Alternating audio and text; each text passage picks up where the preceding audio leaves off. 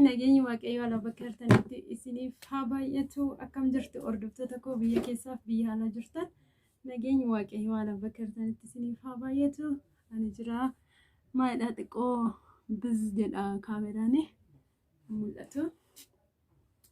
Innaa akkam jirtu nagaa keessanii anis jira nagaa kootti galanii gooftaatti tolu eegamnee sa'aatiif yeroo kana kan nu ga'e galanii waaqayyoof haa ta'u. Akkam jirtu hundi keessan nagaa keessanii warri maatii hin taane asuma maatii ta'a warri immoo maatii taatanii na jajjabeessaa jirtan laayikiidhaan sheeriidhaan koomentiidhaan waan yaada gaggaarii na barreessaa jirtan galatoomaa isiniin jedha. Baay'een isin jaalladha, baay'een isin kabajachuudha. Har'a immoo wanti hin dhufee fi namootatu gaaffii na gaafattanitu jirtu. Gaaffii kana immoo qophaa kiyya deebisuun dirqama natti ta'a. Maali jennaani abbaa manaan kiyya hin jiru yeroo baay'ee hojii oola waan ta'eef jechuudha. Yeroo hin qabu baankii keessa hojjeta waan ta'eef guyyaa tokko tokko darbeedha kan boqonnaa qabu. Kanaaf jennaan sodaadhaafis miti bonuudhaafis miti garuu xiqqoo waanuma haalli mijanneef yeroo baay'ee afaan viidiyoo hojjetaa hin jiruun isiniin jedha. Innaa hordoftoota kiyyaa wanti isiniin jedhu kaameraan xiqqoo ishii har'a wanni ta'aa jira carrariidha ta'ee hin beeku mul'ataan jiru. Warroonni gaaffii na gaafattani jirtu. Gaaffiin keessan immoo kutaa tokkoffaa kutaa lammaffaa jedhee tanan itti aana jechuudha. Anis mudannoon qabus warri gaaffii na gaafattanis isiniifan deebisa.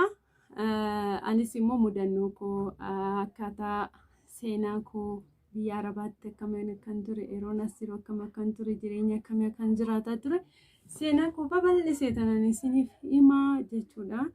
Warroonni gaaffii na gaafatamtan immoo dhiifamaa isinirraa turuu kootiif gaaffii keessaniif dafee deebisuu dhiisuu kootiif naaf galchaan isiniin jedha. Innaa wanti isiniin jedhu gaaffii Faaxumaa Tuubii kan jedhamtu gaaffii tokko na gaafattee jirti. Ani gaaffiin kiyyaa jette ati dhalattuu eessaati? Abbaan manaa kee hoo dhalataa eessaati jette. Ani dhalattuu Xuqurincinniiti. Garuu immoo kanan guddadhe Gudar kara Ambooti. Ambumatti waamamna jechuudha. Garuu kan na guddise akka kiyyaadha kara Gudaritti kara Ambootti jechuudha. Armeen kiyya immoo kanan guddadhes kanan baradhes kara katama kara Gudaritti Ambootti jechuudha. Kan na guddise immoo akka kooti. Siin jedhaa gaaffii kee deebiseera natti fakkaata. Waan danda'e nan deebisa yommuu hanqate immoo yeroo biraa nan dhufa jechuudha. Abbaan manaa kee dhalataa eessaati jette. Abbaan manaa koos dhalataadhuma biyya kootiiti. Biyya kiyya illee osoo hin taane garuu gara akka kiyya na guddiftetti taa'ee barataa ture inni. Maatiin isaa akkuma baadiyyaa jiru. Achi taa'ee barataa ture. Akkasumaan haaluma barumsaa keessa wal barree jechuudha isa waliin. Kan biraa moo maallaan jettee abbaan manaa kee hoo jettee amma eessa jiraattu jettee amma iddoon nuti jiraannu Finfinnee jiraataa jirra. Bakka Burraayyuu Kattaa jedhamuun beektoota hin beektu. Akkasiin jedha. Ijoollee qabdu moo hin qabdani jetteetti. Ijoollee hin qabnu garuu gara fuulduratti waaqayyo nuuf kenne itti yaadnee qophiirra jirraa. Yoo waaqayyo jedhee isinis immoo kadhannaa keessanii nu bukkee dhaabbadhaa. Ijoolleen barbaanna waan ta'eef jechuudhaan. Yoo hin qabne ijoollee meeqa feetu jette.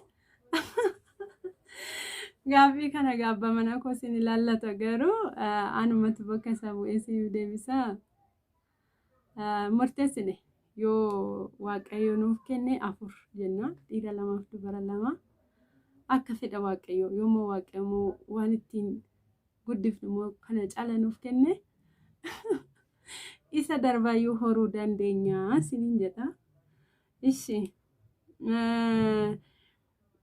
Biyya kam turtee galtee jettee. Biyya kam turtee galtee jettee. Ani Beeruutiin turee galee Beeruut irraan galee jechuudha. Waggaa meeqa turte biyya ormaa jettee? Gara waggaa 4 tureera biyya ormaa sayyummoo Beeruuti. Beeruuti immoo biyyi baay'ee wanni hin taane waan ta'eefan dhiisee galee karoora maleedha kanan galee. Biyyi Beeruuti baay'ee ikonomii ishii buuteerti, birriin hin jiru, hojiin hin jiru. Sababa kanaatiin dhiisee galee jechuudha kara biyyaatti. Ishi amma biyyatti deebi'uu feetaa jette. Amma biyyatti deebi'uu feetaa. Amma biyyuman jiraan. Amma biyyuman jiraa. Biyyuma jiraa. Ergan galee amma torbee sadaffaa kooti. Ammaaf biyyuma keessan jiraa jechuudhaan abbaa manaa koo bukkee. Ishi kanuma gaaffiin koo galatoomaa waan nuuf eeyyamtaniif jette. Atis galatoomii gaaffii koo immoo deebii keessiif deebiseen jira. Dhaggeeffadhu ammas immoo warri gaaffii qabdan na gaafadha. Faaxumaan immoo akkana jette. Gaaffii koo lammaffaan nan dogoggore jette. Abbaa manaan kee hoo dhalataa eessaati jechuu barbaadanitti deebiseera na fakkaate. Dhalataadhuma gara keenyaati. Karuma biyya tokkooti xiqqoo gandaan wal qoonna malee ganduma tokko garuu bakka tokkotti barannee jechuudhaan.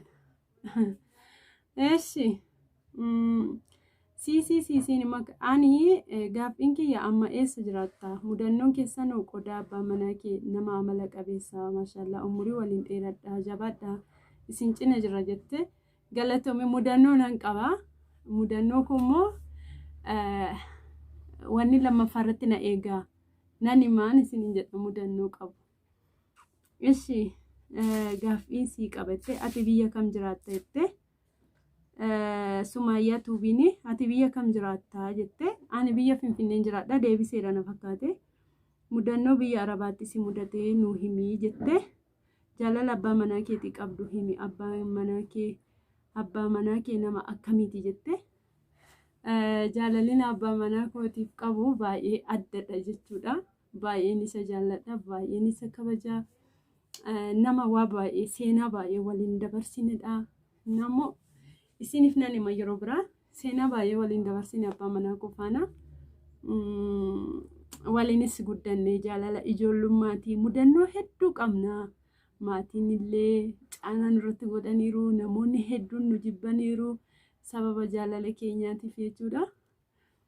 Garuu waan hundinuu akka namni jedhe miti akka waaqayyo jedhedha.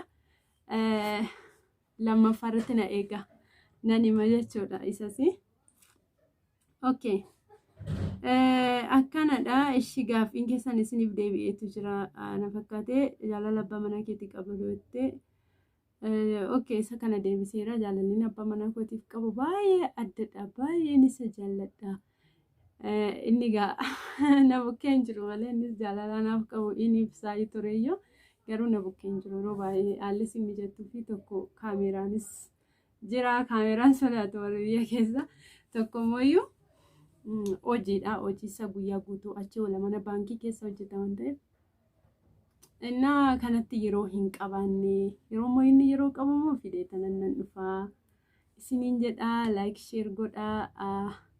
Kutaa lammaffaa kana kutaa tokkoffaadha. Kutaa lammaffaa irratti immoo na eegaa mudannoo koo maaltu kana mudate seenaa akkamii akkan qabu biyya Arabaatti asitti waan hundumayyuu isiniif nan qoodaa. Like share gochuu hin dagatinaa.